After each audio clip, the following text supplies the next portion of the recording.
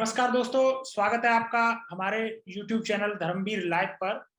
पिछले 2 दिन से हम जानते हैं कि भारत सरकार ने टूरिस्ट गाइड्स और ट्रैवल एजेंट्स के लिए एक रिलीफ पैकेज घोषित किया है।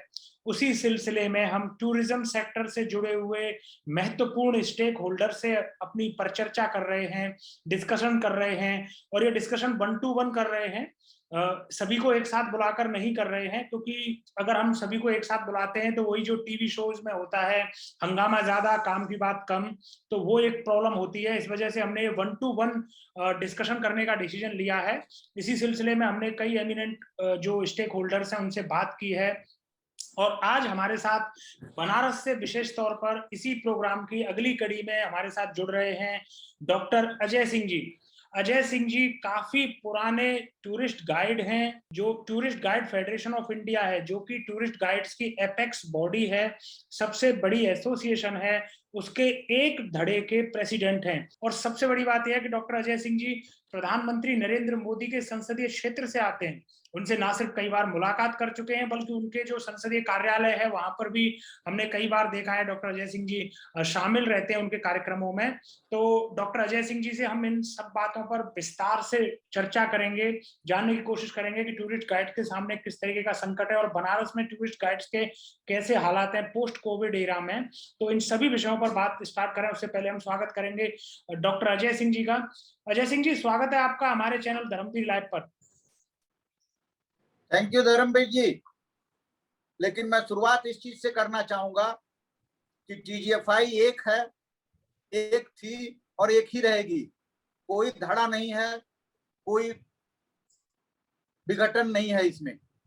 यदि किसी ने TGFI के नाम का उपयोग दुरुपयोग करना शुरू किया तो उसकी अपनी मर्जी है, उसके खिलाफ भी हम कोर्ट में हैं।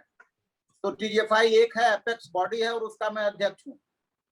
अब आगे की वार्ता हम जारी रख सकते हैं। और यही TGFI Government of India Ministry of Tourism recognise करती है, यही TGFI आईटो रिकॉग्नाइज करती है। और जो गाइड के वेजेज फिक्स हैं वो मेरे सिग्नेचर के से फिक्स हैं और आईटो प्रेसिडेंट के सिग्नेचर से फिक्स है। तो कहीं कोई कंफ्यूजन नहीं होना चाहिए कि 2 धड़े हैं TGFI में। TGFI एक है, जो लोग असंतुष्ट हैं वो बाहर हैं। धन्यवाद। असली जो मुद्दा है डॉक्टर साहब वो ये है कि पोस्ट पेंडेमिक जो एरा है गाइड्स का, वो बहुत ज्यादा इस समय गाइड्स बहुत बुरी हालत में है। ये किसी से छुपा हुआ नहीं है कि 2 वर्ष के लगभग हो चले हैं, उन्होंने 1 रुपया भी नहीं कमाया है, कोई असाइनमेंट उनको मिला नहीं है। और उसके बाद बहुत सारे गाइड्स उनकी जान भी जा चुकी है कोविड के कारण। उसके बाद बहुत लंबे समय से आप भी अजय सिंह जी, आप भी बड़े कैंपेन चला रहे थे सोशल मीडिया पर कि हमें कोई रिलीफ मिले, कोई सहायता भारत सरकार की तरफ से मिले। और फाइनली 2 दिन पहले निर्मला सीतारमण और अनुराग ठाकुर जो वित्त मंत्री और वित्त राज्य मंत्री हैं, वो कोई पैकेज आप लेकर आए थे जिसमें कि टूरिस्ट गाइड्स के लिए 1 लाख रुपए का लोन और ट्रेवल एजेंट्स के लिए 10 लाख रुपए का लोन का एक स्कीम वो लेकर आए हैं। तो डायरेक्ट आपको लगता है कि एक रिलीफ फंड आया है आपके लिए अजय सिंह जी? नहीं, ये तो रिलीफ है ही नहीं, कहीं से रिलीफ नहीं है। वास्तव में 2020 में मार्च में जब लॉकडाउन लगाया गया, ठीक उसी समय 23 मार्च को हमने मंत्रालय को पत्र लिखा कि हमारे जो बिल्स हैं वो क्लियर होते हैं मोस्टली अप्रैल में या लास्ट वीक ऑफ मार्च में। वो ट्रेवल एजेंट्स के पास हमारी ड्यू है और अब आप जब लॉकडाउन की स्थिति है तो ऐसे में कोई पैसा अभी देगा नहीं, लिहाजा आप हमको तत्काल मदद मुहैया करवाएं।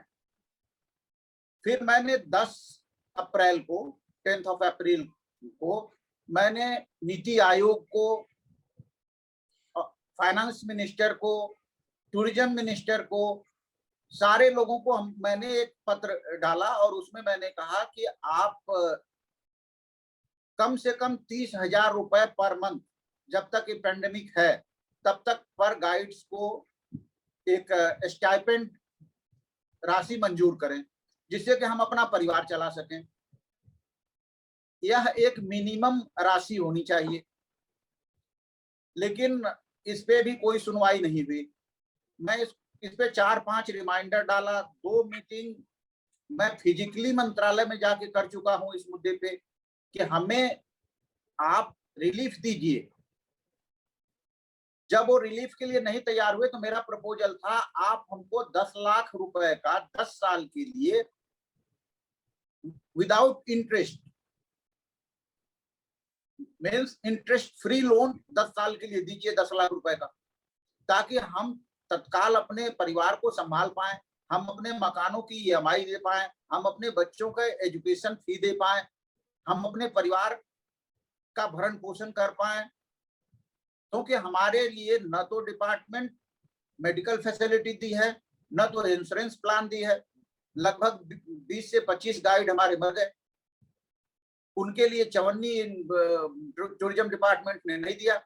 फैसिलिटेटर कोर्स करवाने के लिए 70 करोड़ रुपए खर्च कर चुके, लेकिन गाइड वेलफेयर के लिए आज तक इनके पैकेट से चवन्नी नहीं निकली।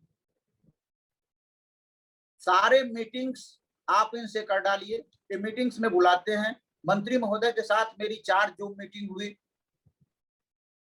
लेकिन इनका रवैया वही है कि बस चीजों को टालते रहो, करेंगे तो हम अपने मन की ही। 1 लाख रुपए का आप लोन दे रहे हो, जो ऑलरेडी कर्ज में डूबा हुआ है, वो लोन लेके क्या करेगा? आप 1 लाख रुपए के अनुदान राशि दिए होते तो ये समझ में आता कि चलो ठीक है, कुछ इससे हमारा मदद हो पाएगा। लेकिन हमारी तो मांग है कि आप मत दीजिए हमको, हम आपसे भीख नहीं मांग रहे हैं, आप हमको 10 लाख रुपए 10 साल के लिए इंटरेस्ट फ्री लोन दे दीजिए, 10 साल में हम आपका लौटाएंगे। टूरिज्म का कोई वो सर्टेनिटी है क्या कि अगले महीने शुरू हो जाएगा, अगले साल शुरू हो जाएगा? रोज नए वेरिएंट्स आ रहे हैं। अभी यूएनटीओ उसने क्या बोला? उसने भी तो ये बोला कि जो टूरिज्म स्टार्ट होगा वो 23-24 तक अपने उस पे आएगा, पहले वाले स्थिति में। हमारी दर्द कोई नहीं समझ रहा, कोई नहीं सुन रहा, यह दुखद पहलू है। सरकार को सख्त होना चाहिए, निरंकुश नहीं होना चाहिए, लेकिन दुख यह है कि ये सरकार निरंकुशता की ओर बढ़ रही है। इनको आपके आंदोलन, आपके विचार से कुछ भी लेना देना नहीं। धन्यवाद। डॉक्टर साहब, क्या आपको रीजन क्या लग रहा है कि टूरिस्ट गाइड से ऐसी क्या नाराजगी है भारत सरकार को कि वह बिल्कुल भी टूरिस्ट गाइड्स की तरफ ध्यान नहीं दे रही है? देखिए, नाराजगी के जो कारण बताते हैं, कभी कभी मीटिंग्स में अनऑफिशियल चर्चा होती है तो वहां के अधिकारी कहते हैं कि आप लोग लिटिगेंट हो, आप लोग मुकदमेबाजी करते हो, आप डिपार्टमेंट को कोर्ट में खींचते हो। मेरा ये कहना है कि यदि आप मेरी बात नहीं सुनोगे तो हम कहाँ जाएंगे? हम कानून को अपने हाथ में तो लेंगे नहीं, हम कानून के शरण में ही जाएंगे। तो हम तो कानून का शरण लिया, हम लोग हाई कोर्ट गए, हम लोग सुप्रीम कोर्ट गए, हम किसी भी कानून का उल्लंघन नहीं करते। हम पूर्ण रूप से उन कानूनों को सम्मान देते हैं और स्वीकार भी करते हैं। यदि कानूनों का उल्लंघन कोई गाइड किया हो तो आप हमको बताओ। हमारे द्वारा कानून का उल्लंघन नहीं होता। हम अपने अधिकारों के संरक्षण हेतु हम कोर्ट जाते हैं, तो उनका कहीं ना कहीं यहाँ से थोड़ा है मतभेद हमसे, उनसे। तो हम ये कह सकते हैं कि जो पेरेंटल ऑर्गेनाइजेशन है और जो टूरिस्ट गाइड्स हैं उनके बीच में सब कुछ सामान्य नहीं है, कुछ न कुछ टेंशनबाजी है बीच में। कुछ न कुछ है जो कि हमेशा रहती है। और इसमें थोड़ा सा पहले ये था कि आईआरटो भी पूरी तरह से हम लोगों के खिलाफ रोल अदा करता था, लेकिन विगत कुछ वर्षों से ये है कि इसमें थोड़ी सी मधुरता आई है और ये लोग जहां जरूरत पड़ती है हमारे साथ खड़े होते हैं। लेकिन फिर भी देखिए, है क्या, आप बड़ी अच्छी तरह समझ रहे हो धर्म जी, ये डिमांड सप्लाई का खेल है। वर्तमान समय में जो फैसिलिटेटर भी है, ये उसी डिमांड सप्लाई को बिगाड़ने का खेल है और कुछ भी नहीं है। ट्रेवल एजेंट्स को तो फ्री में गाइड चाहिए और हम बिना पैसे के काम करने को तैयार नहीं। तो इस समस्या का समाधान उनके पक्ष में कैसे होगा? आप डिमांड कम है, सप्लाई इतना बढ़ा दो कि लोग 500 रुपए में काम करने को तैयार हो जाए। तो सारा खेल ये है, फैसिलिटेटर चाहिए ही नहीं। आप अपने 3287 गाइडों को तो संभाल नहीं पा रहे हो। उनके लिए आप 1-1 लाख रुपए की अनुदान राशि भी आपके पास नहीं है, और आप बनाने जा रहे हो लाखों लाख फैसिलिटेटर, उनको इसी बिजनेस में लाने की सोच। क्यों नए लड़कों का कैरियर बर्बाद कर रहे हो आप? ये सीधा का सीधा नए लड़कों को इस ट्रैप में उलझा के उनका कैरियर बर्बाद करना है। और काम तो मिलने से रहा, काम तो वर्तमान समय में आप देख लो, 1% गाइड के पास काम नहीं है, काम होता भी है तो 50% गाइड भी यूटिलाइज नहीं होते हैं। आपके पास तो ऑलरेडी 50% गाइड बैकअप हैं, आप उनका सदुपयोग करिए, लेकिन ये इनको नहीं करना है। मतलब ये प्रयास कर रहे हैं कि आपको जल्दी ही वीआरएस दे दें, वॉलंटियरली रिटायरमेंट। प्रयास नहीं, पूरा समझ लीजिए धक्के दे रहे हैं हम लोगों को वीआरएस देने के लिए। लेकिन गाइडों से हम लोग भी मजबूती से खड़े। डॉक्टर साहब, लेकिन हमारी कई गाइडों से बात होती है जिस हिसाब से वो गवर्नमेंट ऑफ इंडिया के सोशल मीडिया पर pro government of India post डालते हैं, जिस प्रकार से वो जो वर्तमान भारत सरकार है उसके पक्ष में जिस तरीके से एडवर्टीजमेंट करते हैं, जिस तरीके से सोशल मीडिया पर वो उसके लिए फाइट करते हैं, उससे लगता नहीं है कि गाइड्स को ऐसा लगता है कि ये जो वर्तमान सरकार है वो उनका कुछ नुकसान कर रही है? धर्म भाई जी, एक चीज मैं बता दूं, मैं भी वोट अपना बीजेपी को ही दिया था। प्रधानमंत्री नरेंद्र मोदी जी मेरे क्षेत्र से हैं। और इवन मैं बता दूं, जो तत्कालीन पर्यटन मिनिस्टर थे केजे अल्फोंस जी, और चुनाव में वो यहाँ पे संभाले हुए थे कमान मोदी जी की। और मेरे घर पे उन्होंने, मेरे आवास पे, जिस ऑफिस में मैं बैठा हूं, यहाँ से उन्होंने दर्जनों मीटिंग की, हम लोगों ने समर्थन दिया। लेकिन एक चीज मैं स्पष्ट कर देना चाहता हूं, समर्थन देना, समर्थक होना दूसरी चीज है, अंधभक्त होना दूसरी चीज है। मैं अंधभक्त नहीं हूं, गलत को गलत कहूंगा, जहां सही है आप वहां सही है, लेकिन जहां गलत है वहां मैं आपको गलत कहूंगा। ये हर आदमी का अपना चरित्र होता है। कुछ लोग गलत को गलत नहीं कह पाते, गलत को भी सही कहेंगे, सही को भी सही कहेंगे, लेकिन मैं उसमें का नहीं हूं। मैं गलत को गलत कहता हूं। जहां ये बीजेपी गवर्नमेंट गलत है, गलत है, जहां सही है वहां हम आपके साथ हैं। तो डॉक्टर साहब, ये जो 1 लाख रुपए भारत सरकार आपको ऑफर कर रही है, आप लेंगे जब भी ये फैसिलिटी आएगी? कभी नहीं। 1 लाख रुपए किस काम? आज के समय में, वर्तमान परिस्थिति में, क्या हमारे बच्चों की साल भर की फीस भी है 1 लाख रुपए? उससे तो हम साल भर का उसका फी भी नहीं दे सकते। एजुकेशन फी पे भी किसी भी गवर्नमेंट का कंट्रोल नहीं रहा है। और आज हम लोग बच्चे जो भी लोग पढ़ा रहे हैं, कम से कम सालाना 2 से 2.5 लाख रुपए फी जा रही है। आप 1 लाख रुपए दे रहे हो, हम 1 लाख रुपए का क्या करेंगे? और फिर एक्स्ट्रा बर्डन डाल रहे हो आप मेरे ऊपर। हम तो ऑलरेडी लोन में हैं, ऊपर से आप कह रहे हो और लोन ले लो। आपको यदि मदद करनी है, मत दीजिए हमको मुफ्त के पैसे, हमको चाहिए भी नहीं। 10 साल के लिए 10 लाख रुपए इंटरेस्ट फ्री लोन हमको दे दीजिए, हम वापस कर देंगे। तो डॉक्टर साहब, ये जो 1 लाख रुपए का आंकड़ा भारत सरकार निकाल के लाई है, वो देखिए, इसमें 2 क्वेश्चंस मेरे बन रहे हैं आपसे।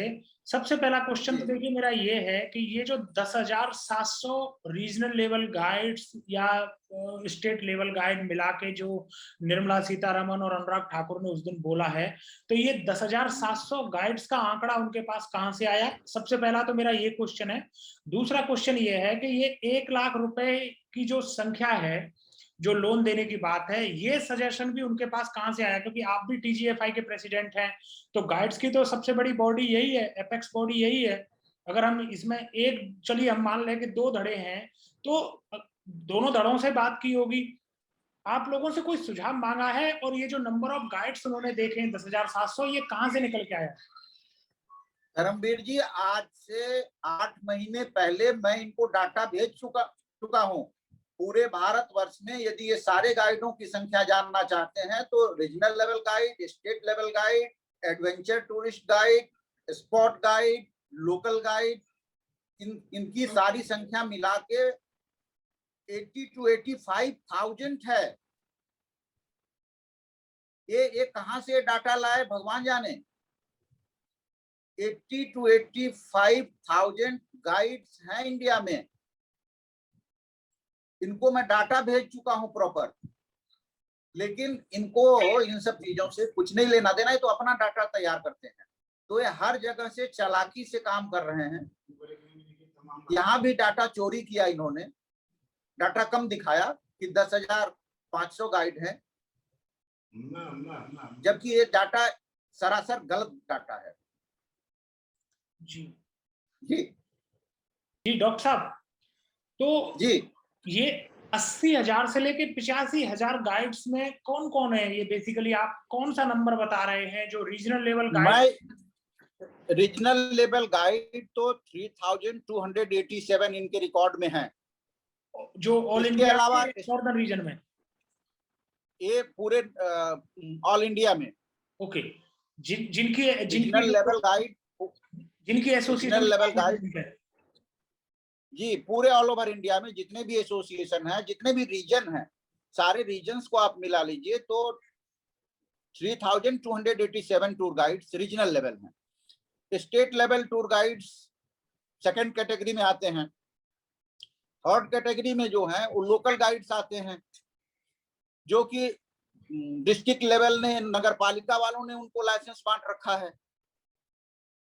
फिर मॉन्यूमेंट्स गाइड आते हैं, आप राजस्थान के किसी भी मॉन्यूमेंट में चले जाइए, वहां आपको मॉन्यूमेंट गाइड बाहर मिल जाएंगे। इसके अलावा एडवेंचर टूरिस्ट गाइड हैं, माउंटेन रीजन में काम करने वाले, राफ्टिंग वाले, सारा नेचुरलिस्ट हैं सब। यदि आप जोड़िए, हमने इनको प्रॉपर डाटा भेजा था कि ये संख्या इतनी है, लेकिन इनका ये है कि यदि ये कल को बता दें कि नहीं हमारे पास तो 80,000 प्लस टूर गाइड है, तो कोर्ट में भी इनको जवाब देना पड़ेगा कि क्या उनके लिए आपके पास रोजगार है, और यदि नहीं है तो फैसिलिटेटर के नाम पे करोड़ों रुपए जो आप वेस्ट कर रहे हैं हमारे द्वारा पे किए गए इनकम टैक्स का, उसका क्या मतलब है? तो ये डाटा चोरी केवल कोर्ट के उसमें कर रहे हैं। जी ये लेकिन डॉक्टर साहब बात तो फिर वही है ना कि ये 10,700 ही क्यों आया? या तो फिर आता तो 3,280 आता, जो कि आप टीजीएफआई की गाइड बता रहे हैं। अगर नहीं आता, मैक्सिमम आता तो 80 से लेके 85,000 आता। लेकिन 10,700 जिसको कि 1 लाख रुपए लोन भी देने के लिए रेडी है, तो उसकी कौन सी लिस्ट ऐसी जा रही है जिसमें कि जैसे आपका नाम होगा या किसी और गाइड का नाम होगा? ये किस प्रकार से, कौन सा क्राइटेरिया इनके पास है जिसमें से 10,700 नाम निकालेंगे? ये तो मंत्रालय ही बता सकता है धर्मवीर जी, ये कौन सी क्राइटेरिया निकाले हैं। ये तो अपनी क्राइटेरिया कोई सार्वजनिक किए नहीं कि हमने किस हिसाब से क्राइटेरिया ये निर्धारित किया। अभी तो देखो, अभी तो इसमें जो दूसरे टूरिस्ट गाइड लोग हैं, एडवेंचर वाले हैं या राफ्टिंग वाले हैं या नेचुरलिस्ट हैं जो फॉरेस्ट रीजन में काम करते हैं, अभी इन लोगों की डिमांड आ गई कि हम लोगों को क्यों नहीं शामिल किया गया। इन्होंने तो केवल उठा के स्टेट लेवल और आरएलजी, इनका एक है ना कि इन दो गाइडों को हमने शामिल किया, तो आपको उसमें भी आरएलजी में, आपको लग रहा है कि आरएलजी लेवल सारे शामिल कर लिए इन्होंने? नहीं, मुझे कतई नहीं लग रहा, क्योंकि जो आप यूपी की ही बात लीजिए तो यूपी टूरिज्म का जो लास्ट बैच आया है उनका नंबर सबसे ज्यादा है और उनको ये शामिल नहीं किए हैं। कितने लोग हैं उसमें? इनका ये है कि जिनके लाइसेंस हमारे यहाँ से रिन्यूअल होते हैं या काउंटर साइंड होते हैं, हम उनको अपने अंडर वो करेंगे, फैसिलिटेट करेंगे।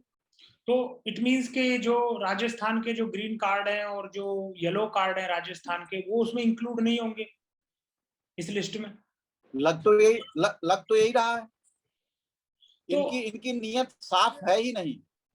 मतलब 1 लाख रुपए का ये लोन दे रहे हैं, वो भी सभी गाइडों को नहीं दे रहे हैं। मतलब बात ये है, सीधी सीधी बात यही है, एकदम परफेक्ट ट्रूथ है। लेकिन आपको मैं बता दूं कि 5% गाइड भी इनका 1 लाख का लोन नहीं लेंगे। इन्होंने 8.25% लोन रखा है, इंटरेस्ट रखा है लोन पे।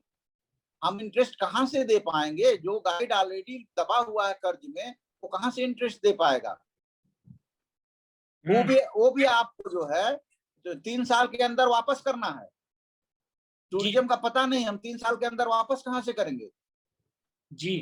तो डॉक्टर साहब, ये क्या वो 20 लाख करोड़ जैसा ही मामला है क्या, जो पिछली साल इन्होंने 20 लाख करोड़ बांटे थे? धर्मवीर जी, डाटा के मामले में इस गवर्नमेंट का जवाब नहीं है। ये केवल डाटा का खेल खेलते हैं। इनको डाटा चाहिए। फैसिलिटेटर भी जो हो रहा है केवल डाटा के लिए हो रहा है। कल को दिखाएंगे हमने 2 लाख लोगों को रोजगार दिया। रोजगार तो यहाँ जो पहले से है वो भूखे मर रहे हैं, तुम रोजगार क्या दोगे भाई। तो डाटा कलेक्शन का खेल है। कल को इसको इनके मार्केटिंग में काम आएगा। बाकी इससे टूरिस्ट गाइड को कोई राहत नहीं मिलने वाली। मतलब इनको देना है तो सारे गाइडों को 10 लाख रुपए का बिना ब्याज का लोन दे दें। मत दें हमको खैरात नहीं चाहिए। हम बेकिंग बॉल लेके मांगने नहीं जा रहे हैं। आप हमको 10 लाख रुपए का फ्री इंटरेस्ट वाला लोन दे दो बस। तो हम लौटा भी देंगे इनको, 10 साल के अंदर लौटा देंगे। आपकी बातों से डॉक्टर साहब ऐसा लग रहा है कि आप ये समझ रहे हैं कि जो सरकार है उसका जो मेन उद्देश्य है वो किसी का भला करना नहीं है, केवल शोर मचाना है कि देखिए हम ये कर रहे हैं, वो कर रहे हैं, फिर भले ही वो पैसा किसी को मिले या ना मिले। यही हो रहा है, यही हो रहा है। ये देखिए, यदि थोड़ा सा भी आप मैनेजमेंट जानते हैं तो ये सीधे के सीधे पब्लिसिटी स्टंट है और कुछ भी नहीं है। और कुछ भी नहीं है। इनको देना नहीं है, इनको केवल दिखाना है। ये जान रहे हैं कि एक बाघ जो है 40 फीट की ऊंचाई तक ज्यादा से ज्यादा जंप मार सकता है और इन्होंने 50 फीट ऊपर बकरा बांध दिया।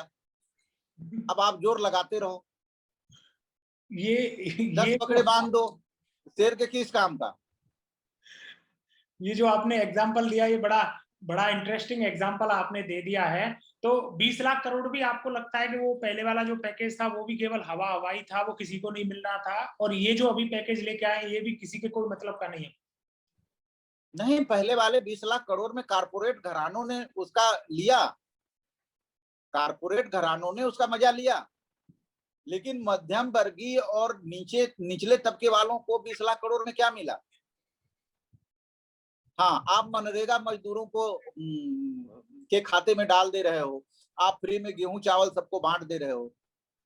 लेकिन हम जो मिडिल क्लास हैं, हमारे लिए कौन सोच रहा है। हमारे लिए कोई नहीं सोच रहा। किसी मिडिल क्लास को किसी गवर्नमेंट ने, मैं बीजेपी की ही बात नहीं करता, जहां कांग्रेस शासित राज्य भी है, क्या उन्होंने अपने यहाँ मिडिल क्लास को कोई राहत दी।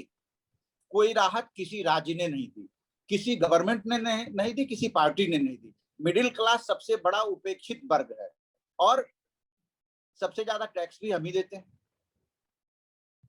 ये भी ट्रूथ है। पर्यटन का योगदान जीडीपी में आप देखो तो 9 पॉइंट समथिंग मीन्स 10% है। आपके देश के इनकम का 10वां भाग जहां से जाता हो उसका ख्याल आपको 15 महीने बाद आया। इससे बड़ी त्रासदी क्या हो सकती है।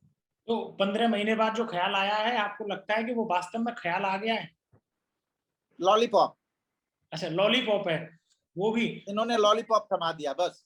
अच्छा, लेकिन 10 लाख रुपए जो ट्रेवल एजेंट के लिए दिए हैं डॉक्टर साहब, वो आपके हिसाब से सफिशिएंट है? 10 लाख ट्रेवल एजेंट को दिए हैं वो भी सफिशिएंट नहीं है।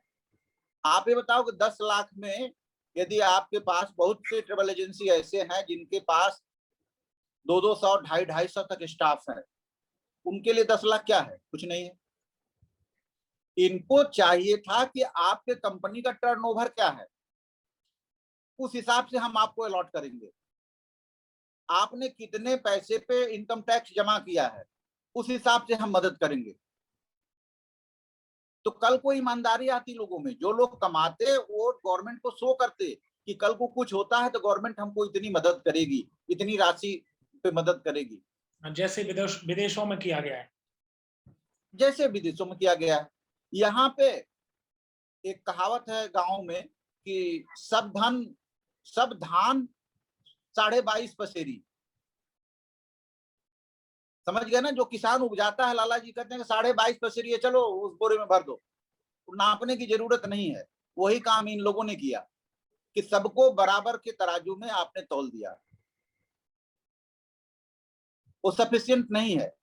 यदि रीजनल लेवल गाइड 5 लाख रुपए का ITR भर रहा है तो आप 5 लाख रुपए दीजिए उसको इंटरेस्ट फ्री लोन। यदि वो 10 लाख पे ITR भर रहा है तो 10 लाख रुपए उसको दीजिए इंटरेस्ट फ्री लोन। आप देखिए कि मेरी हैसियत क्या है, मैं कितने पे आपको टैक्स पे किया हूं, उस हिसाब से आप हमको इंटरेस्ट फ्री लोन दे दीजिए, हम वापस कर देंगे। तो ये हमें खैरात नहीं चाहिए। डॉक्टर साहब, ये सारा आप मीटिंग तो करते रहते हैं, सोशल मीडिया पर भी काफी सक्रिय रहते हैं, आप मिलते रहते हैं प्रहलाद पटेल साहब से। आप अभी रिसेंटली भी आपने एक मीटिंग की थी दिल्ली में जाके, तो क्या प्रहलाद पटेल साहब से जी जी, आपके इस बारे में कोई बात नहीं होती है? और वो क्या बिल्कुल या तो वो सुनते नहीं है या फिर उनकी चलती नहीं है सरकार में, क्या आपको क्या लग रहा है? देखिए देखिए धर्मवीर जी, एक चीज मैं आपको बता दूं, प्रहलाद पटेल जी बहुत अच्छे नेता हैं, लेकिन उनकी चलती नहीं है। प्रहलाद पटेल जी की छोड़िए, नरेंद्र मोदी जी, अमित शाह के अलावा इस गवर्नमेंट में किस मिनिस्टर की चलती है? किसी की नहीं चलती। पीएमओ को हर सेक्रेटरी को रिपोर्ट करना है, पीएमओ को। वो जिम्मेदार है पीएमओ के प्रति, वो जिम्मेदार इन नेताओं के प्रति नहीं है।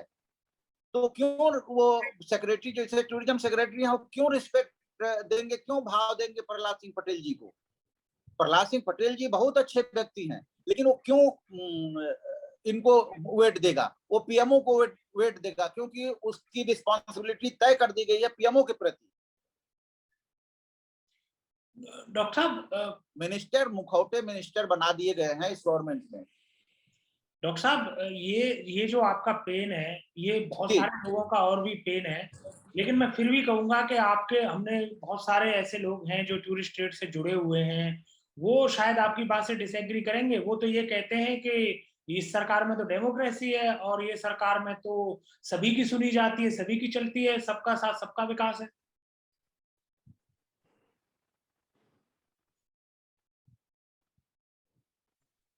थोड़ी आवाज ब्रेक हो रही है धर्मवीर जी। जी डॉक्टर साहब, मैं हेलो। जी जी जी डॉक्टर जी, साहब, आप हाँ हाँ, थोड़ी आवाज ब्रेक हो रही थी।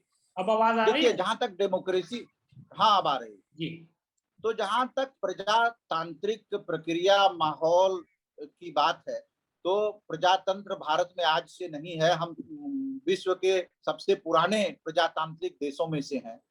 हमारे यहाँ तो 5,000 वर्ष पहले भी प्रजातंत्र था। आप महाभारत काल में भी आप देख लीजिए। तो प्रजातांत्रिक व्यवस्था हमारी बहुत पुरानी है, वो न मिटने वाली है, न कोई मिटा सकता है। हाँ, एक चीज मैं आपको बता दूं, मैं राजनीतिक शास्त्र भी पढ़ा हूं। जब गवर्नमेंट आवश्यकता से अधिक, सरकारें आवश्यकता से अधिक शक्तिशाली हो जाती हैं, तो वो निरंकुशता की ओर बढ़ने लगती हैं। जब मजबूत विपक्ष नहीं होता तो सरकार मनमानी करने लगती है। और वर्तमान समय में भारत का राजनीतिक माहौल भी वही है। न तो यहाँ मजबूत विपक्ष बचा है, इनकी शक्ति दिनों दिन बढ़ती जा रही है, ये जो चाह रहे हैं वो कर रहे हैं। किसान आंदोलन देखिए, मैं पूर्णतया समर्थन नहीं करता किसान आंदोलन का, लेकिन क्या किसानों की बातें न्यायपूर्वक ढंग से सुननी नहीं चाहिए?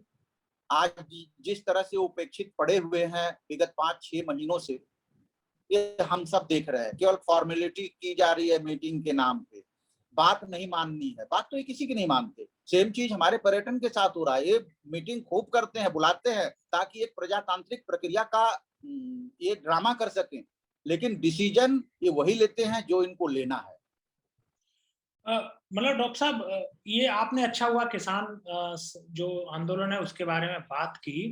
डॉक्टर साहब, कहीं ये किसान आंदोलन का जो हश्र देश में हो रहा है और जिस तरीके से मुकदमेबाजी ये सरकारें करती हैं, चाहे वो उत्तर प्रदेश की सरकार हो या दिल्ली में बैठी हुई बड़ी सरकार हो, ये जिस प्रकार से मुकदमेबाजी करती हैं और जिस प्रकार से जनता के आंदोलनों को कुचलने में यकीन करती हैं, क्या इस वजह से एज अ टीजीएफआई प्रेसिडेंट आपको डर लगता है कि कहीं अगर हम गाइड लोग मिलकर आंदोलन करेंगे तो शायद सरकार उसको उसी तरीके से कुचलने की कोशिश करेगी? इस वजह से इतने बुरे हालात के बावजूद भी पिछले 15 महीने के अंदर किसी भी टूरिस्ट ट्रेड के किसी भी स्टेक होल्डर ने ना तो सरकार के खिलाफ कोई शांतिपूर्ण धरना दिया है, ना ही अनशन किया है।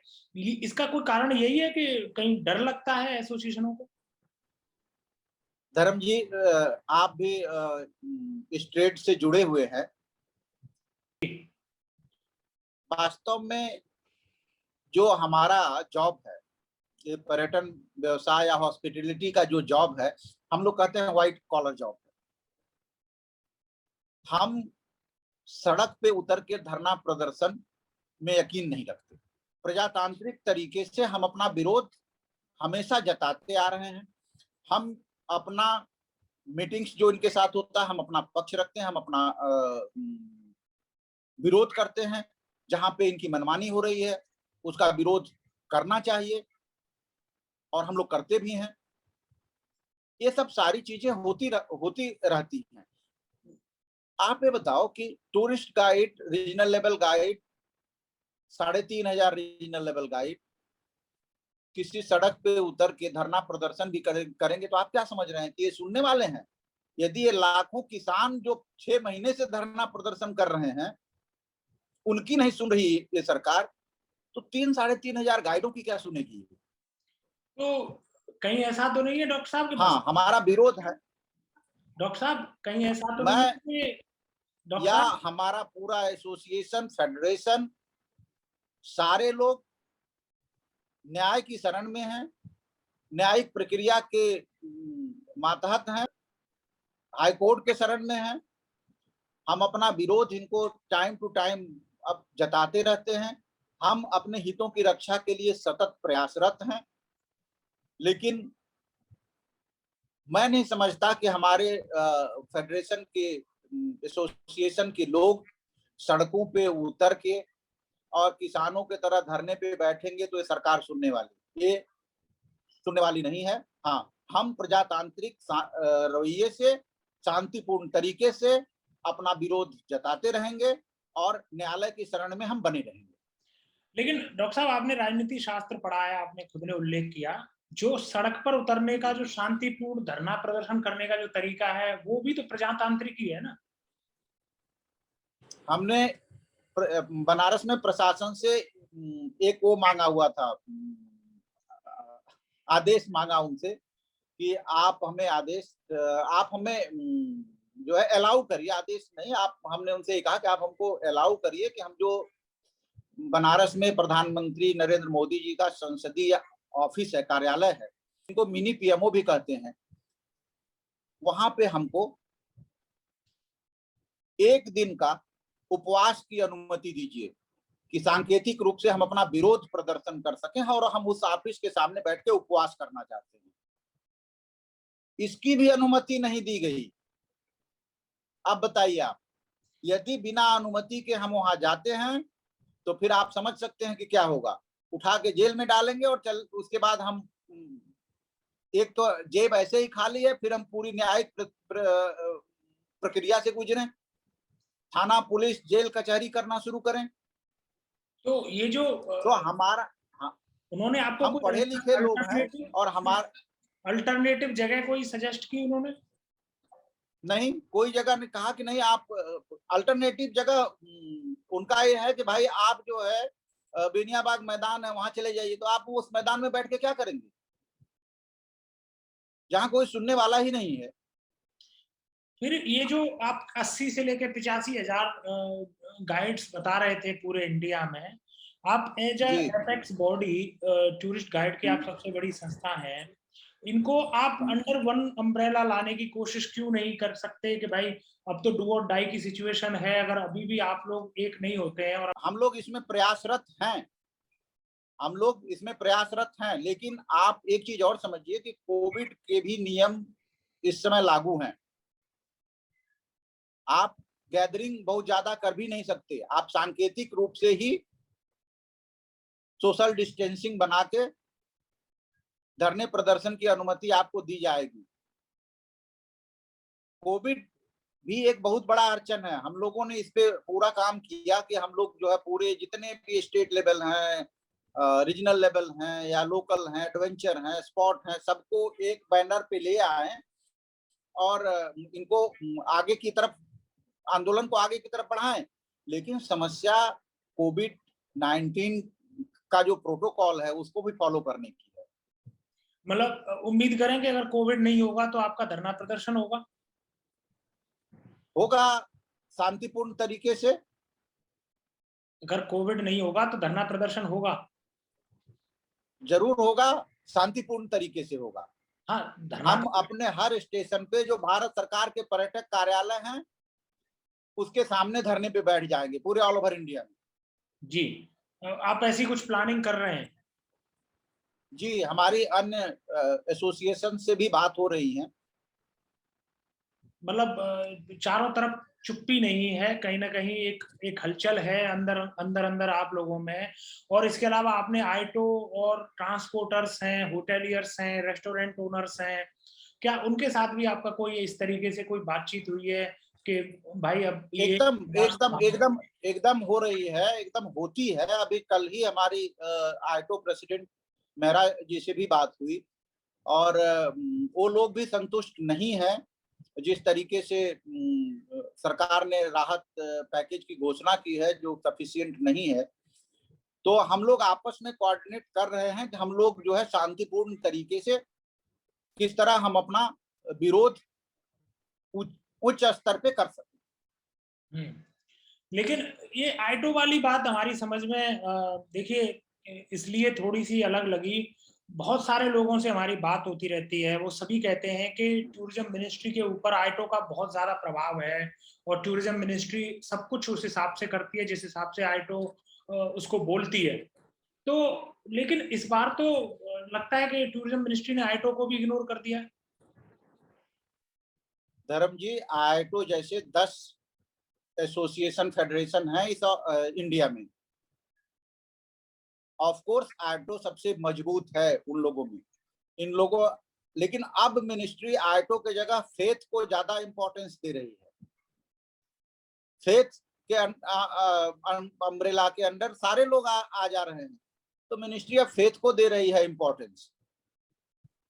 लेकिन लगता तो नहीं है कि किसी को ये इम्पोर्टेंस दे रहे हैं, क्योंकि फेथ वाले भी हमने उनको सोशल मीडिया कैंपेन बस देखा एक एक एक एक एक लिमिटेशन में ही दे रहे हैं। कर तो मैं तो 10 बार आपसे कह चुका कि ये गवर्नमेंट सुनती सबकी है, करती अपने मन की है। हाँ, मतलब अपने मन की करती है, लेकिन वो भी उसका भी कोई लाभ मिलता है क्या? उसका लाभ उनके समझ में उनको मिल रहा है, लेकिन अब तो अगला चुनाव बताएगा कि उसका लाभ इनको कितना मिला। 1 लाख रुपए के तो लाभार्थी आप हैं, आपको मिल पाएगा? मैं 1 लाख रुपए नहीं लेने जा रहा और मेरे अधिकांश साथी इसके खिलाफ हैं। हम 1 लाख रुपए की लोन स्वीकार करने नहीं जा रहे। हाँ, ये सहायता राशि के रूप में होगी, तो एक बार हमारे साथियों के साथ विचार विमर्श करने के बाद हम इस पे आगे बढ़ेंगे। अच्छा डॉक्टर लेकिन साहब, हमारा मुख्य मांग है 10 लाख रुपए का इंटरेस्ट फ्री लोन। हाँ, तो वो तो लग नहीं रहा है कि सरकार देने वाली है। हमारी मांग है। जी। उत्तर प्रदेश के चुनाव आ रहे हैं, कुछ बनारस से आप ऐसा कुछ प्रेशर बिल्ड कर सकते हैं कि भाई जो उत्तर प्रदेश सरकार है वो कम से कम गाइड्स के बारे में सोचे? नहीं, उत्तर प्रदेश सरकार के जो पर्यटन मंत्री हैं नीलकंठ तिवारी जी, वो भी बनारस से ही हैं। अच्छा, ये तो अच्छी हम बात है। लोगों हम हाँ, हम लोगों ने उनसे बात की थी, सारा परिचर्चा हुआ, तो उनका ये कहना था कि हमारे गवर्नमेंट के पास इतनी ही बजट है कि हम 1,000 रुपए पर गाइड दे सकते हैं। तो 1,000 रुपए लेके क्या होगा? ऊंट के मुंह में जीरा। चुनाव कराने के लिए तो इनके पास पैसे ही पैसे होते हैं। एमएलए खरीदना हो, अभी जिला पंचायत अध्यक्ष के चुनाव चल रहे हैं, अगर आप एक एक होटल का बिल देख लें, यहाँ पे भरतपुर में कई होटल्स बुक कर रखे हैं जिला पंचायत सदस्यों के लिए इन्होंने, कैंडिडेट्स ने। अगर आप इनके एक एक होटल्स का बिल चेक कर लें तो आप पाएंगे कि करोड़ों करोड़ों रुपए एक एक कैंडिडेट खर्च कर रहा है। तो ये पैसे क्या ये इसी पॉलिटिकल ड्रामे में खर्च हो जाते हैं क्या सारे? सब पॉलिटिकल ड्रामेबाजी ही तो हो रही है, और क्या हो रहा है। देखिए, मेरा विरोध व्यवस्था से है, मेरा विरोध किसी राजनीतिक दल से नहीं है। डॉक्टर साहब, यदि वो राजनीतिक दल की व्यवस्था हमारे अनुरूप नहीं है, मास पब्लिक के अनुरूप नहीं है, तो हमें उसका विरोध करना चाहिए और आपको भी करना चाहिए। तो डॉक्टर साहब 2 मिनट पहले आप खुद मुझे बोल रहे थे कि इस व्यवस्था में जो व्यवस्था है उसका मतलब सिर्फ 2 आदमी हैं। आपने खुद ने नाम लिया था का, आपने कहा उसके अलावा किसी की चलती नहीं है। तो फिर जब व्यवस्था आप कहते हैं, जिसको हम इंग्लिश में सिस्टम कहते हैं, फिर ये सिस्टम कौन है? वो 2 ही तो हैं। कॉर्पोरेट गवर्नमेंट है ये, इसको आप भी समझ रहे हैं, मैं भी समझ रहा हूँ। कॉर्पोरेट गवर्नमेंट्स हैं, कॉर्पोरेट गवर्नमेंट है। तो मैं आप यदि गहराई से देखेंगे तो ये गवर्नमेंट कॉर्पोरेट गवर्नमेंट है, नथिंग एल्स। कॉर्पोरेट्स में मतलब जो बड़े पैसे वाले हैं वही, क्योंकि जो वही लोग हैं बड़े पैसे ना ना ना ना ना जो बड़े पैसे वाले, छोटे मध्यम वर्गीय लोगों का तो किसी गवर्नमेंट ने आज तक सुना ही नहीं। मध्यम वर्गीय लोगों का किसने सुना? किसी ने नहीं सुना, चाहे कांग्रेस की सरकार रही हो, बीजेपी की रही हो, या तीसरे की रही हो। मध्यम वर्गीय तो हमेशा पिछते चले आ रहे हैं, अभी भी वही है। जब तक हम जाति व्यवस्था से ऊपर नहीं उठेंगे तब तक इस देश का भला होने वाला नहीं है। हम जातियों में बटे रहेंगे, ये पॉलिटिकल पार्टियां हमारा दोहन करती रहेंगी और मध्यम वर्ग हमेशा पिछता रहेगा। अच्छा डॉक्टर साहब, अपन टूरिज्म के ट्रैक पे फिर से एक बार बात करें। कब तक लग रहा है आपको कि टूरिज्म रीस्टार्ट हो जाएगा भारत में? देखिए, जो तीसरी लहर की बात हो रही है, अब तो तीसरी लहर के बाद ही कोई प्रेडिक्शन आएगा, उसके पहले तो कोई आने से रहा। हालांकि मैं इधर एक संभावना देख रहा हूं कि डोमेस्टिक टूरिज्म थोड़ा सा फिर से रीस्टार्ट हुआ है। मैं अभी बांधवगढ़ था 2 नाइट्स, और हमने देखा कि वहां के मैक्सिमम 90% लॉज फुल थे और डोमेस्टिक टूरिस्ट वहां पे हर जगह भरे पड़े थे। तो चलिए ठीक है, हम रीजनल लेवल गाइड्स को तो उससे रोजगार मिलने से रहा, लेकिन जो टूरिज्म से जुड़े लोग हैं, चाहे वो होटल व्यवसाय के हों या ट्रांसपोर्टर हों या वहाँ के लोकल गाइड्स हों, छोटे दुकान वाले हों, हैंडीक्राफ्ट वाले हों, कम से कम इनको कुछ ना कुछ रोजगार तो मिल रहा है, एक अच्छी साइन है। और डोमेस्टिक टूरिज्म भी शुरू हो जाएगा तो रिवाइवल ऑफ टूरिज्म स्टार्ट हो जाएगा। बाकी यदि आप मुझसे कहते हैं, मुझे लग रहा है कि 2022 में टूरिज्म स्टार्ट हो जाएगा, क्योंकि अब तीसरी लहर जो बात चल रही है ये आने वाली नहीं है। इस साल के अंत तक मैक्सिमम वैक्सीनेशन हो जाएंगे और 50% से एबव यदि वैक्सीनेशन हो जाता है तो चैन टूटने वाली जो प्रक्रिया है वो अपने आप शुरू हो जाती है। जी, तो 2022 मान के चलिए। 2022 जो अक्टूबर नवंबर में जो सीजन स्टार्ट होता है वो, या जनवरी? जी, नहीं, 2022 अक्टूबर नवंबर में तो फॉरेनर स्टार्ट होंगे, लेकिन डोमेस्टिक टूरिज्म 2022 के जनवरी फरवरी से ही शुरू हो जाएगा।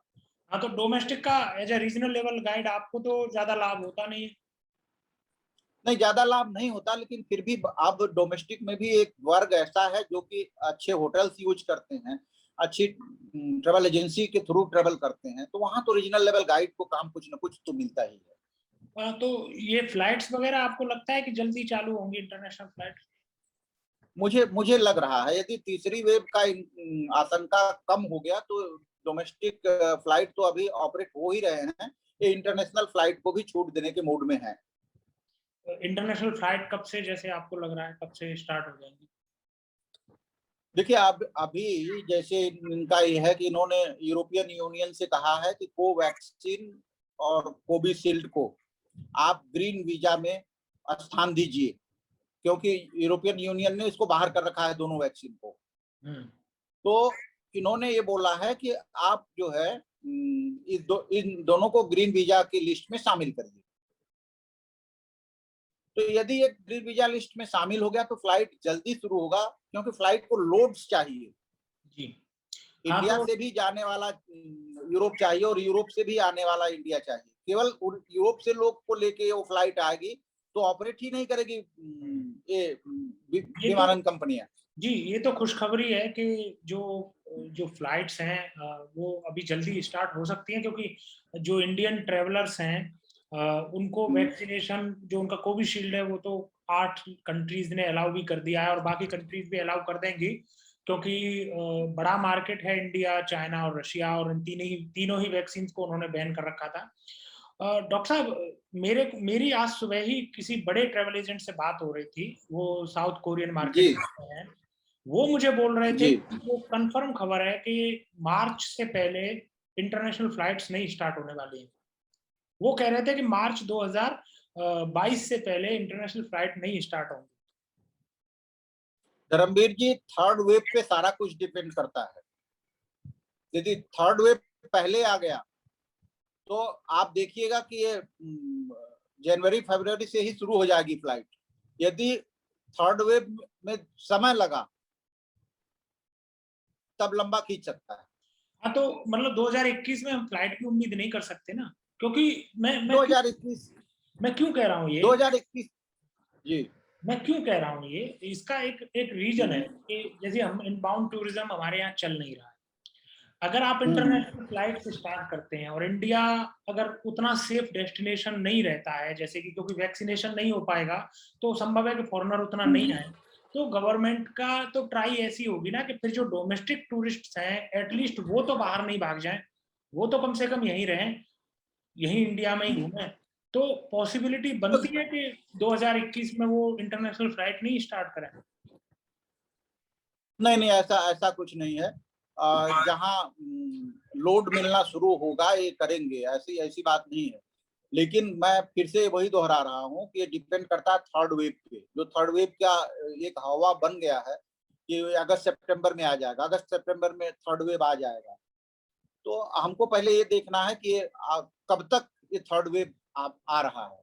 यदि नहीं आए तो बहुत बढ़िया है, टूरिज्म और जल्दी शुरू होगा, वैक्सीनेशन हमारे यहाँ मैक्सिमम हो जाए। डॉक्टर साहब, जो लोड आप कह रहे हैं फ्लाइट का, मैं वो लोड तो जो इंडियन जो डोमेस्टिक जो आउटबाउंड के लिए जो क्लाइंट जाएगा भारत से, वो ही वापस भी आएगा, क्योंकि वो तो रिटर्न फ्लाइट ही होती है। तो वो जो लोड है वो तो एक राउंड की बात है और उसके बाद वो स्टार्ट हो जाएगा।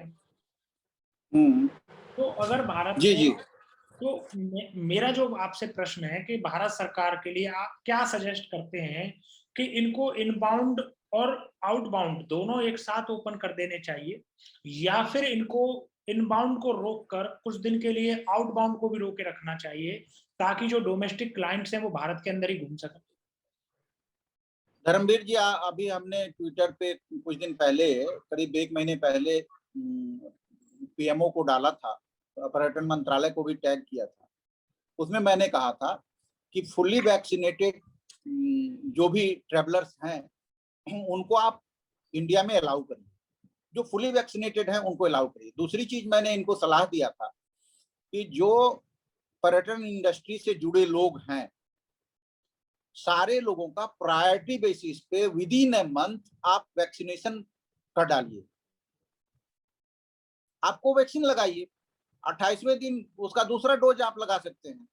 तो आपको एक अभियान चलाना पड़ेगा कि ये जो पर्यटन व्यवसाय से जुड़े लोग हैं इनको फुल्ली वैक्सीनेट कर दें, और इसका एक बहुत अच्छा मैसेज बाहर जाएगा विदेशों में कि वहां की पर्यटन इंडस्ट्री ने फुल्ली वैक्सीनेशन प्रोग्राम चला के जो हमारे हॉस्पिटैलिटी बिजनेस से जुड़े लोग हैं उनको 100% वैक्सीनेट कर दिया, और यह एक सेफ डेस्टिनेशन है, यहाँ ट्रेवल किया जा सकता है। लेकिन सबसे बड़ी समस्या है कि बस फिर मैं वहीं आ जा रहा हूँ, ये सुनते सबकी हैं, करते अपने मन की हैं।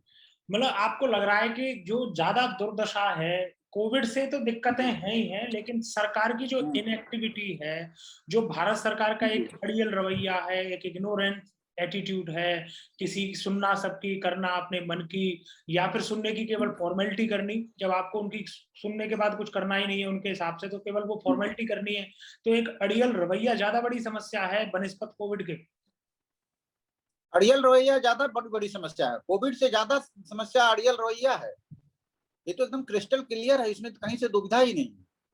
डॉक्टर जी, साहब, आप जो बनारस आपने में रहते हैं, थोड़ा सा ये टूरिज्म से भी रिलेटेड आप मान लीजिए, आप बनारस में रहते हैं, और जी जो बनारस के बारे में जो एक इमेज थी कि भाई इसको क्योटो बनाया जाएगा और इसका डेवलपमेंट उस इंटरनेशनल लेवल पे किया जाएगा, कुछ कुछ हद तक मतलब लगता है आपको कि क्योटो बनने की राह पे है बनारस? देखिए, क्योटो तो इनको बनाना भी नहीं चाहिए, मैं उसका विरोध भी करता हूँ। लेकिन बनारस में विगत 5 सालों में बहुत बड़े बड़े काम हुए हैं। आज यदि आप एयरपोर्ट से बनारस सिटी के लिए आए तो इतना बढ़िया इन लोगों ने हाईवे बनाया खूबसूरत, जिसका जवाब नहीं। अभी इन्होंने जो कन्वेंशन सेंटर रुद्राक्ष बनाया है जापान गवर्नमेंट के सहयोग से, वो आप समझिए कि इंटरनेशनल लेवल का है। कई प्रोजेक्ट्स ऐसे हैं जिससे हॉस्पिटल्स की संख्या बढ़ी, अच्छे सुख सुविधा के साथ, अच्छी फैसिलिटी के साथ हॉस्पिटल्स आए। कई चीजें हैं जो वास्तव में बहुत अच्छी हुई हैं, लेकिन साथ ही साथ जो विश्वनाथ कॉरिडोर बन रहा है, उसके लिए जो 500 हेरिटेज बिल्डिंग्स थे, जो कि 500-600 साल पुराने घर थे, जिनको कि कहते हैं कि वो तो लोगों के घर थे, लेकिन मैं उनको हेरिटेज बिल्डिंग मानता हूँ। वो जो ध्वस्त किया गया वो कहीं से न्यायोचित नहीं है। हमने एक हेरिटेज जोन खो दिया जो हजारों वर्ष पुराना था।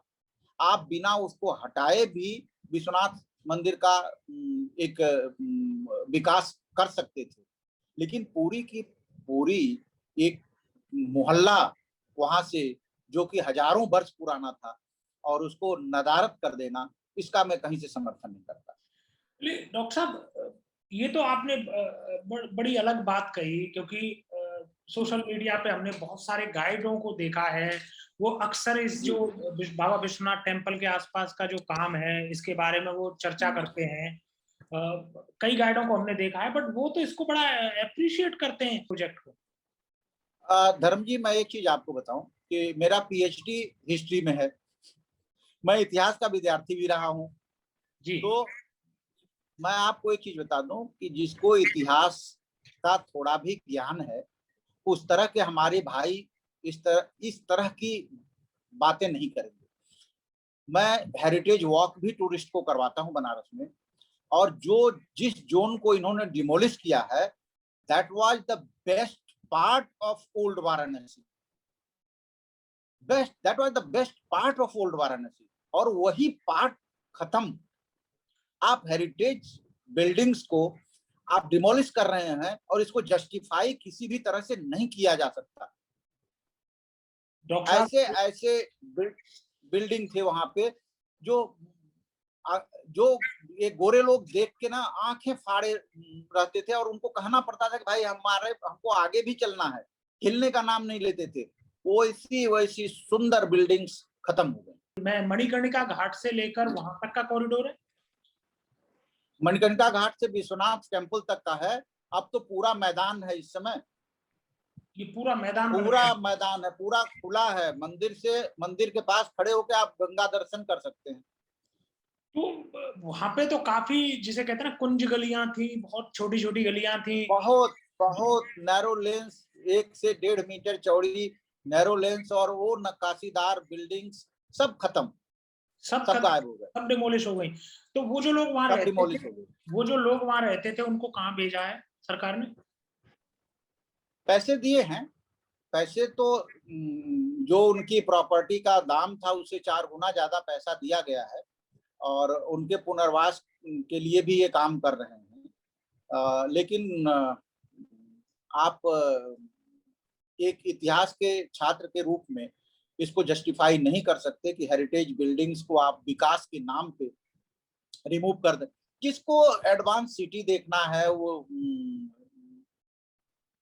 बनारस नहीं देखने आएगा। बनारस तो देखने आते हैं पुरातन गलियां, बनारस के घाट,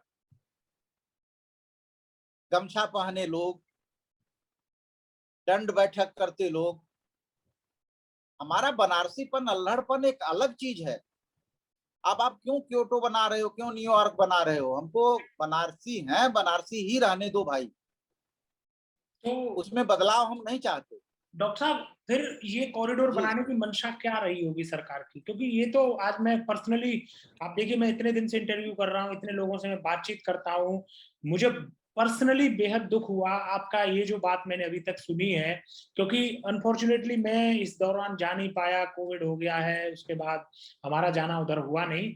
लेकिन जो आपके मुंह से मैं सुन रहा हूँ उसके बाद तो मैं शॉक्ड हूँ कि अ, अगर हेरिटेज से रिलेटेड इतनी बिल्डिंग डिमोलिश हो गई तो सरकार का क्या मोटिव रहा होगा?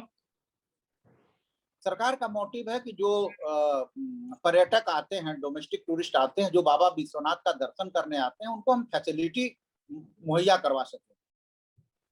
तो फैसिलिटी मुहैया करवाने के लिए इन्होंने प्रोजेक्ट लेके आया सोमनाथ जी के तर्ज पे। लेकिन सोमनाथ जी के तर्ज पे यहाँ ये भी देखना चाहिए था कि यहाँ की लाइफ स्टाइल क्या रही है, यहाँ का इतिहास क्या रहा है।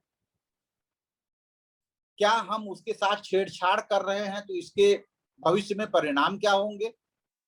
क्या बनारसियत जो विद्यमान थी शहर में उसको हम कंटिन्यू रख पाएंगे? फिर तो आप धीरे धीरे पूरा पुराना शहर हटा के फैसिलिटी के नाम पे नया बसा दो। ये कहीं से न्यायोचित नहीं है।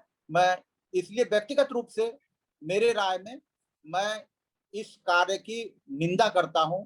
जो 500 के ऊपर हेरिटेज बिल्डिंग्स को धराशाही कर दिया गया, ये अत्यंत ही दुखद है।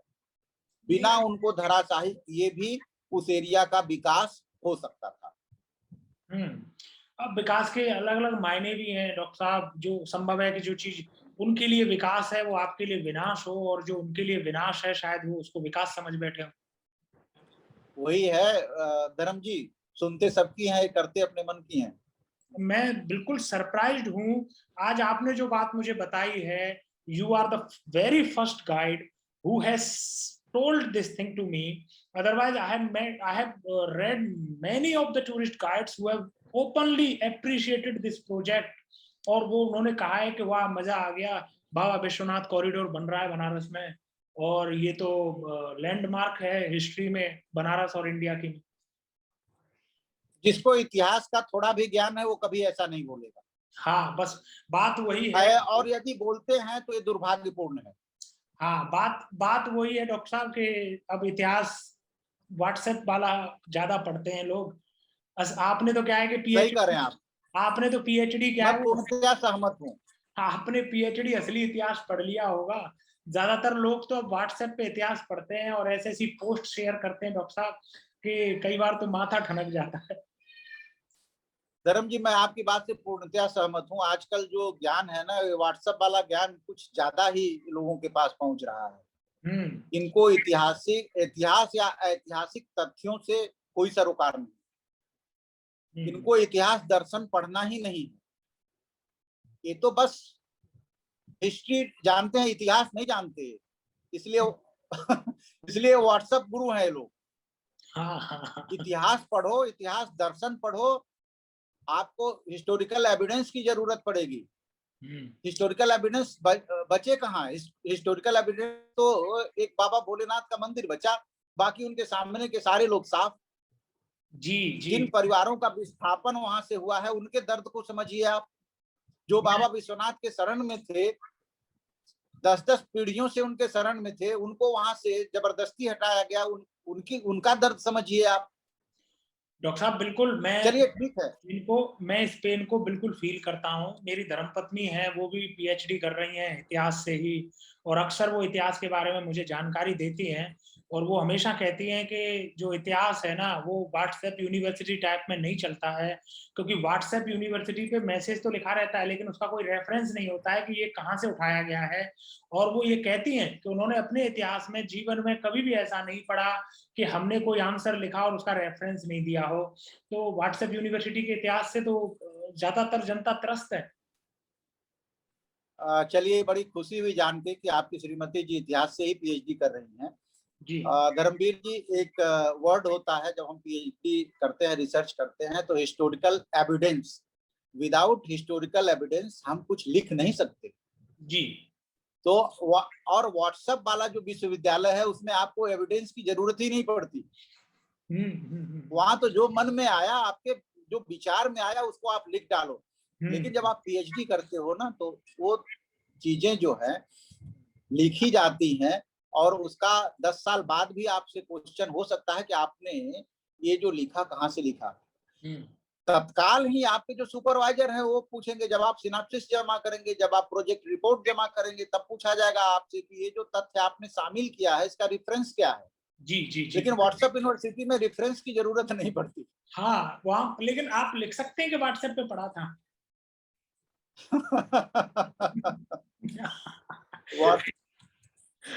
वही चल रहा है इसमें माहौल, देश का माहौल ही व्हाट्सएप यूनिवर्सिटी वाला हो गया है। तभी तो बिना आपके लिए काम करे, बिना किसी भी ठोस काम के, बिना कोई सहायता आपको दिए डॉक्टर साहब, बिना आपकी एक भी बात सुने, बिना लोकतांत्रिक प्रक्रियाओं का ध्यान दिए, तभी तो कोई सरकार लगातार 2 बार पूर्ण बहुमत का मैंडेट ले आती है।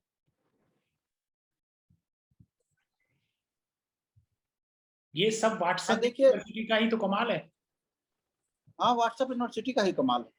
जी। देखिए, इंटरनेट की जो दुनिया आई, इससे यदि सबसे ज्यादा किसी को फायदा पहुंचा तो हमारे बीजेपी गवर्नमेंट को, बीजेपी पार्टी को फायदा पहुंचा। जी जी, मैंने एक वीडियो में इसका जिक्र हाँ, मैंने एक वीडियो में इसका जिक्र किया, और मैं हमेशा अपने दर्शकों को बताता हूं कि जो आपको सस्ता 4G मिल रहा है, अगर आप ये सोचते हैं कि ये 4G इसलिए आपको सस्ता दिया जा रहा है कि आप इससे बहुत अच्छा काम कर लें और रिसर्च करके पीएचडी कर लें या डॉक्टर बन जाएं या कुछ इंजीनियर बन जाएं, तो ये नहीं समझें कि इसलिए दिया जा रहा है। ये दरअसल इसलिए सस्ता दिया जा रहा है कि आप फिजूल की फालतू की बातें पढ़ पढ़ के ये पार्टी विशेष को जाके वोट दे आए और दूसरे लोगों से बिना किसी वजह के नफरत करना सीख जाएं।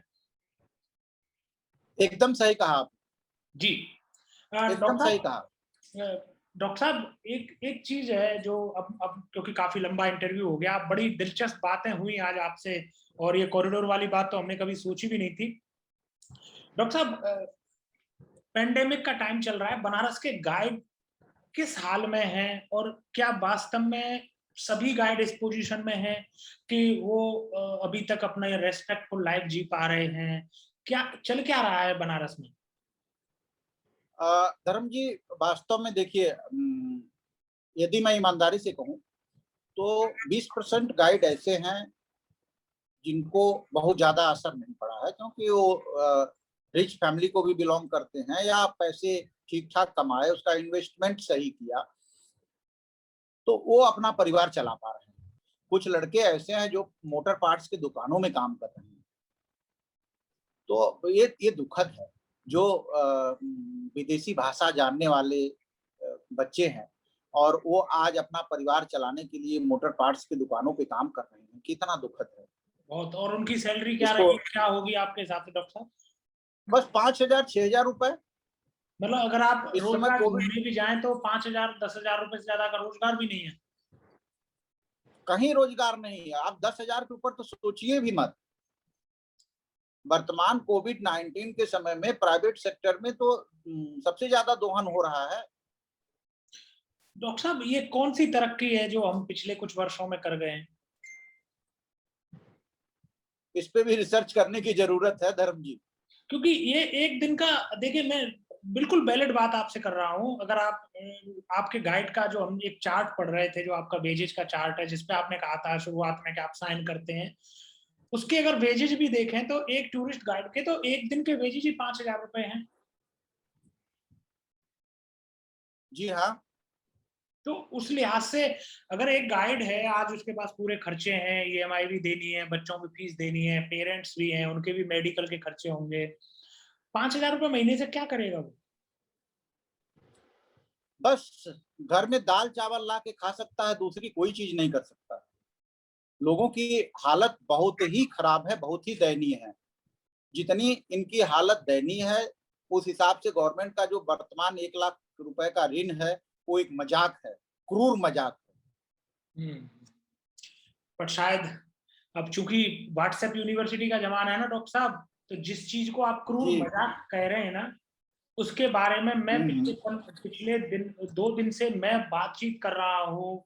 सभी लोगों का कहना यही है कि गाइड संकट में है और ये 1 लाख रुपए का पैकेज सिर्फ और सिर्फ आई वॉश है और कुछ भी नहीं है।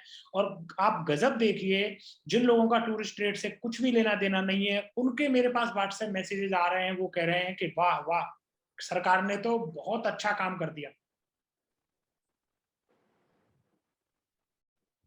यही तो व्हाट्सएप यूनिवर्सिटी का कमाल है। डॉक्टर साहब, बनारस में गाइड्स का हाल मतलब ऐसा ही है जैसा पूरे देश के गाइडों का हाल है?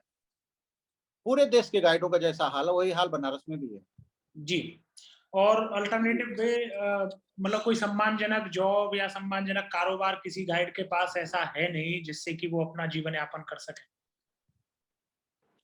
मैंने पहले भी कहा कि 20% गाइड ऐसे हैं जिन्होंने अपनी जिंदगी जिस तरह से उनका था उस तरह से वो जी रहे हैं, क्योंकि उन्होंने अच्छा काम किया, अच्छे पैसे बचाए और उसका इन्वेस्टमेंट सही तरीके से किया।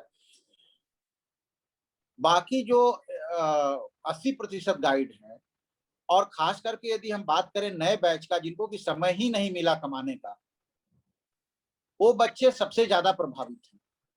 जी, मैं समझ सकता हूँ इस बात को। लेकिन डॉक्टर साहब, उम्मीद बची है भारत सरकार से और उत्तर प्रदेश सरकार से कि वो कुछ मदद करेंगे? उम्मीद पे तो दुनिया कायम है धर्म जी। जी। उम्मीद बची है। जी। हम अपना प्रयास भी जारी रखेंगे। जी। हम भी यही लेकिन कितना प्रयास कर रहे हैं, एटलीस्ट गाइडों के बीच में एक अवेयरनेस आए कि किस तरीके से सभी जगहों पर जो टूरिस्ट डेस्टिनेशंस है वहां पर गाइड्स के क्या स्ट्रगल चल रहे हैं, और किस तरीके से हम भी चाहते हैं कि गाइड लोग एक बार यूनाइटेड होकर और कैसे भी एक तरीके से सरकार के ऊपर दबाव बिल्ड कर सकें कि उनके लिए कुछ सरकार अपना कोई पैकेज दे सके। अच्छा, दूसरी बात एक और मैं कहूँ डॉक्टर साहब, ऐसा नहीं है कोई भी हमारा दर्शक या कोई और टूरिस्ट गाइड या कोई भी स्टेक होल्डर ये नहीं सोचे कि भारत सरकार के पास पैसे की कोई कमी है। मैं आज ही सुबह खबर पढ़ रहा था कि भारत सरकार ने पिछले 1 वर्ष के अंदर ही 4,68,000 करोड़ रुपए से ज्यादा कस्टम ड्यूटी और एक्साइज ड्यूटी में कमाए हैं, पेट्रोल और डीजल से। और ये 4,68,000 करोड़ रुपए कोई छोटी रकम नहीं है, खासतौर से तब जबकि भारत सरकार 2014-15 में जिससे अब इन्होंने 4,68,000 कमाए हैं, इससे पहले 2014-15 में इसी मद में ये लोग केवल 75,000 करोड़ रुपए कमाते थे। तो आप सोचिए कि लगभग लगभग 4 लाख करोड़ रुपए उस पेंडेमिक के काल में भारत सरकार ने लोगों से लिए हैं, जिस दौर में लोगों की कमाई तो आप छोड़ दीजिए, जो उनकी बचत थी वो भी खत्म हो गई है। पूर्णतया सहमत हूँ। जी। ये तो यही हो रहा है। नहीं, बहुत सारे लोग पेट्रोल ऐसे डीजल हैं, बहुत सारे गाइड पेट्रोल लोग। और डीजल डीजल तो हर तबके के लोग खरीद रहे हैं, चाहे वो गरीब हो, चाहे मिडिल क्लास हो, चाहे अमीर हो, और सब लोग समान रूप से उस पे जो इनका टैक्स लागू होता है उसको पे करते हैं। आज भी तो रसोई गैस के दाम 25 रुपए फिर बढ़े। जी, वो तो वो भी विगत मैं कह रहा साल भर हूँ। में आप देखिए तो लगभग 40% दाम बढ़ चुके हैं। वही वही हम कह रहे हैं कि बहुत सारे गाइडों को ऐसा लगता है कि भारत सरकार को पेंडेमिक में खर्च ज्यादा करना पड़ रहा है और आमदनी उतनी नहीं हो रही है। तो उन्हीं लोगों के लिए हम कह रहे हैं कि दरअसल बात ऐसी है नहीं, खर्च भी करना पड़ रहा है, लेकिन भारत सरकार ने जनता से पैसे कमाने में कोई कसर नहीं छोड़ रखी है। कॉर्पोरेट टैक्स कम हो रहा है, जो वैसे टैक्सेस हैं वो बढ़ते ही जा रहे हैं। तो उस लिहाज से सभी गाइड्स अगर संगठित होकर एक आंदोलन कर सकते हैं, दबाव बना सकते हैं सरकार पे खुद की सहायता के लिए, तो ये कोई बुरा आइडिया नहीं होगा। नहीं नहीं, कभी भी देखिए संगठित होना कभी भी बुरा आइडिया नहीं। संगठित होना तो सबसे अच्छी बात है। हम लोग उस पर प्रयासरत भी हैं कि सारे लोग एक साथ आए और अपनी समस्याओं के समाधान के लिए साथ आगे बढ़े। जी। जी, डॉक्टर साहब, बहुत अच्छा लगा आपसे बात करके। आपने हमारे लिए बेशकीमती समय निकाला है मैं समझ रहा हूँ आपके इतना लंबा सेशन बैठ के करना इतना इजी काम नहीं है आपके लिए। फिर भी आपने गाइड फ्रेटर्निटी के लिए और टूरिज्म ट्रेड के से रिलेटेड मामला था, इसलिए आपने इतना समय निकाला। बहुत-बहुत आभार आपका, बहुत-बहुत धन्यवाद डॉक्टर साहब। धर्म जी, बहुत अच्छा लगा आपके साथ जुड़ के। आप पर्यटन से जुड़ी समस्याओं को हमेशा उठाते रहते हैं और आपका जो धर्मवीर लाइव चैनल है, ये पर्यटन क्षेत्र में जागरूकता लाने के लिए बहुत ही सराहनीय कार्य कर रहा है। आपको शुभकामनाएं। जी, डॉक्टर साहब, ये हमारा प्रयास यही है कि चूंकि जो हमारी वॉइसेस हैं, जो दूसरे हाउसेस हैं, चाहे वो जो मेन स्ट्रीम मीडिया है, न्यूज़पेपर्स हैं, हमने ये अक्सर देखा है कि जब हमको उनकी ज़रूरत होती है कि हमारी वो आवाज़ उठाएं, तो डॉक्टर साहब वो हमारी आवाज़ नहीं उठाते हैं, क्योंकि वो ज़्यादातर लोग उसी उसी उसमें काम कर रहे हैं जिस तरीके से सरकार के डिपार्टमेंट्स काम कर रहे हैं, जिस तरीके से वो सरकार खुद काम कर रही है। तो वो दरअसल सरकार की आवाज हमारे तक पहुंचाते हैं, हमारी आवाज को ही आम जनता तक नहीं पहुंचाना चाहते हैं। इस वजह से प्रयास है एक छोटा सा कि हम अपना एक मंच बना सकें जहां पर एटलीस्ट कम ही लोग हों, लेकिन हम अपनी फ्रीडम के साथ अपनी बात रख सकें। यही प्रयास हम धर्मवीर लाइव चैनल के साथ कर रहे हैं। और साथियों, अगर आपने अभी तक हमारा चैनल सब्सक्राइब नहीं किया है तो आप इस चैनल को सब्सक्राइब करें, नोटिफिकेशन बेल प्रेस करें ताकि आपको हमारे वीडियो सबसे पहले मिल सकें। वीडियो पसंद आने पर अपने साथियों के साथ शेयर करें। और अगर आप चाहते हैं कि हम किसी खास सब्जेक्ट पर वीडियो बनाएं, देखिए टेक्नोलॉजी इतनी डेवलप हुई है, जूम मीटिंग के थ्रू ये संभव है कि कोविड में हम ट्रेवल नहीं भी करें तब भी हम आपके मुद्दे सभी लोगों के सामने रख सकते हैं। एटलीस्ट हमारे बीच के जो 50, 60, 70 हजार, 80 हजार गाइड्स हैं जिनके बारे में डॉक्टर साहब ने बात की है, हम एटलीस्ट अपनी आवाज वहां तक तो पहुंचा ही सकते हैं, जो कि हमें यूनाइटेड होने में सहायता कर सकता है। मैं मिलता हूं आपको अगले वीडियो में। डॉक्टर साहब, एक बार फिर से प्रणाम, धन्यवाद आपका, बहुत बहुत आभार, आप हमारे साथ जुड़े। मैं मिलता हूं आपको अगले वीडियो में, तब तक मुझे दीजिए इजाजत। जय हिंद, जय भारत। नमस्कार डॉक्टर साहब। नमस्कार धर्म जी।